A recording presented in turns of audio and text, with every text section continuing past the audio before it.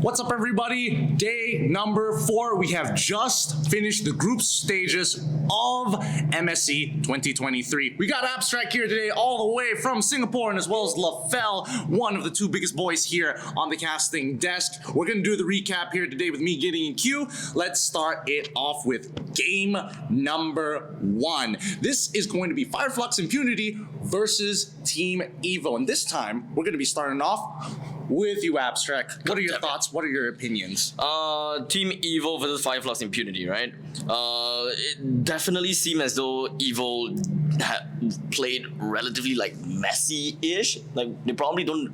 It kind of seems as though they were tunnel vision to a certain extent, and their draft was pretty okay, at least for Fireflux Impunity. But other than that, nothing really sticks out like a sore thumb. I think that Evo did their best, but I think their best is just not enough. I'm looking defeated right now, and it's not about the matches. It's about the one happened after whatever. The match, I would say, Fireflux Impunity did show that they have more experience, right? I kind of feel like Evo, they're lacking there just a little bit. There is potential, definitely, but I kind of feel like Evo, for them to grow, the region as a whole, a lot more has to be done. But you know what? Looking forward for Laos to get a bit better so that maybe one day MSC could be there.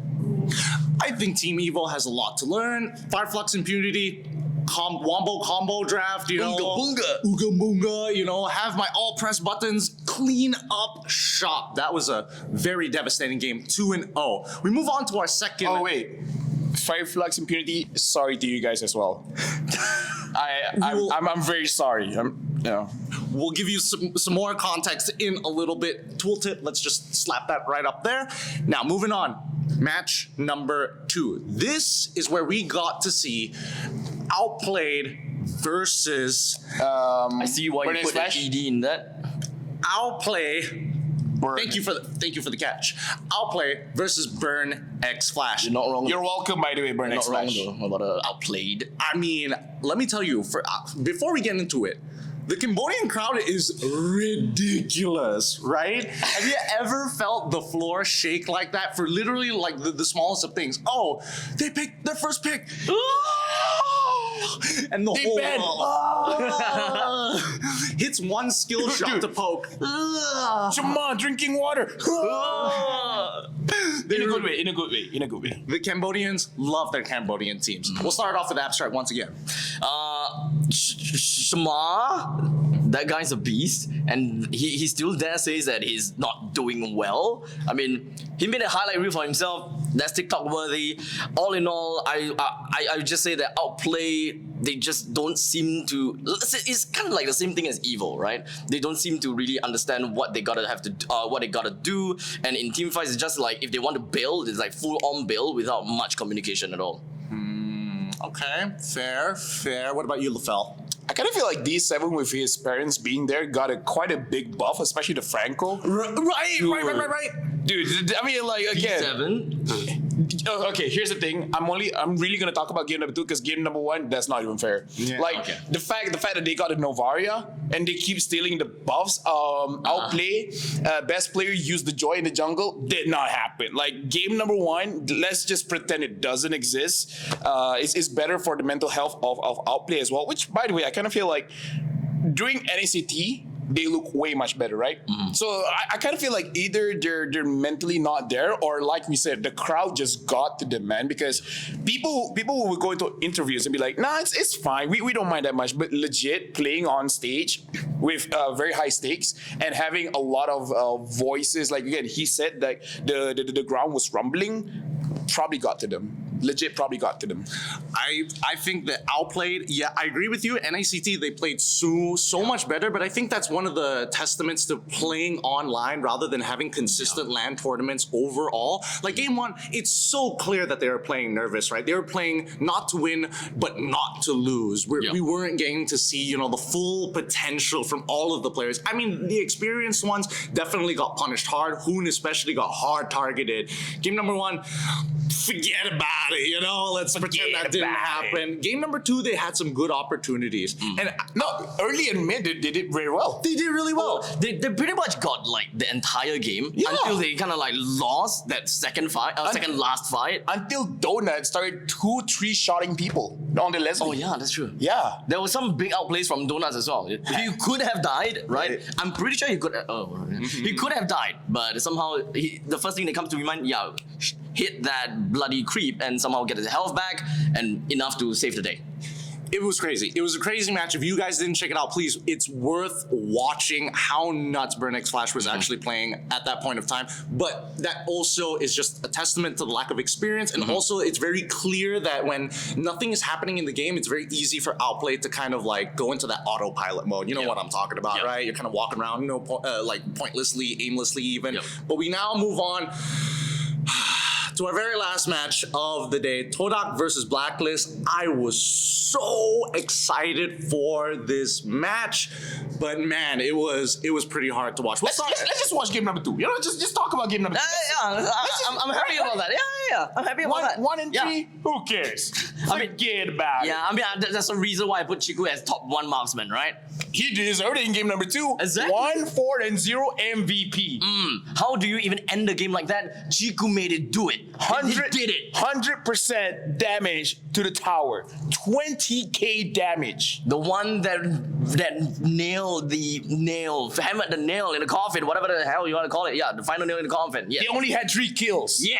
That's how you play Mobile Legends. Exactly. We're done, right? Dude, I can't wait to just get memed. I can't wait for Malaysia to continue to get memed 13-3 every single time. Every single time. It's gonna happen. Dude, this is going to be the inside joke between Philippines and Malaysia where like we won, but at the same time I kind of feel like we lost. Right? We did. Dude, even look at Wise, even he was laughing. He was like, what the fuck? How did we lose? How did we lose? It's like in their mind, it's probably like, yeah, you know what, donation game, yeah, we'll just make it, spice it up. I kind of feel like in that situation, Philippines, even though they're like, we lost, but you know what? It doesn't matter. Fair. Fair game. Fair game. For me personally, Malaysia played really poorly. The drafts probably could have been. I think there is a logic to it. I just don't see it just yet. Maybe in the later days when we get to talk to the boys, we might get like a little bit of an idea. I got to talk to him a bit. Oh, did you get any insights on that? Yeah. So you know how we were asking about the Hilda pick, if there's any special interaction between the Fredrin or the Minotaur, and they're like, no. We just wanted to pressure them. So it was very straightforward. It's not like they're playing 3D chess. They're not like, oh yeah, we wanted to cancel the Minotaur and everything's like, oh, none of it's like, no, we just wanted the pressure. Correct me if I'm wrong. Usually people pick like Hilda or any against assassin junglers, yeah. Against assassin junglers, right? So they just want to do it. Yeah. Look, this is why pro players are the best. No matter how much you theorize, at the end of the day, there's always like a simple answer to basically everything. Imagine everyone theorize it. Oh, it's because of and then when you actually ask them, it's like, no, we just wanted to put a bit of pressure. we just gotta have to think like very in a simple way, right? Back then when Yu Zhong was like picked a lot, and I was like theorizing, oh, he's good at this, he's good at that, he can come from everywhere. I asked the player and he said, oh, because I win lane. Yeah, honestly, it always boils down to the simple questions. And now, for the very final one, LaFell is already in the loop, but now it's your turn. If you had to repopulate the Earth with one professional player and get all of his attributes in terms of skill and MLBB, who would it be? Top 2. He deserves it. He deserves it. 1-4-0 international stage MVP. Chiku. Dude, he's got to be one of them. One more time for the mic. Chiku. He's married, he's a married man, by the way. Just doesn't matter. Now. Yeah, if a goalkeeper doesn't mean you can't score. That's true. That's a very interesting way to put it. Second. Okay. Let's see. I think I look up to Sanford a lot. As an ESP laner. But Sanford is underaged. He's 16. Let's just hope that the apocalypse happens. like So that he doesn't matter. A few years later. You know, a few years later. A few years later. What about you, Lavelle? I know who your two cutest boys are, But now I'm populating. repopulating the Earth, and you get all their Mobile Legend attributes. Here's the thing. I kind of feel like one of the players that actually has a thing for me now is Diablo. After the knockout stage, after the knockout draw. Shit, I completely forgot about saying that. Yeah, take it back. Yeah, screw Chiku. Yeah, Diablo. I mean, he does want to screw Chiku, right? Here's the thing. It's just because I kind of feel like me and Mirko, we did them kind of a favor because that's kind of what they wanted. So Diablo, because I think it's easier. Wait. With that being said, we've got our two answers here. And for a quick fun fact, we weren't able to get everybody because our rotations are always going. So there's going to be more talents once we start getting into the knockout stage. It's been hard to get this particular fella here. You don't you dare turn that camera. Don't you dare turn that camera to him. Mirko, if you have to repopulate the Earth with any player and you get all their MLBB, you get all their sit on Daddy's lap real quick. Sit on Daddy's lap. Dude. Oh shit. This feels so weird. This is perfect. If you had to repopulate the Earth with any MLBB player and you get all their attributes, who would it be? Kyrie. Of course, right? Any particular reason or? He said I was good at Mobile Legends. Yeah, but then we really carried not see the- him on top of you, so like, We were there, okay? We did. I saved him quite a couple of times, all right? all right. With that being said, that's day number 4 already finished. We'll see you guys in the knockouts. Bye. My left nut's itchy. Fuck off.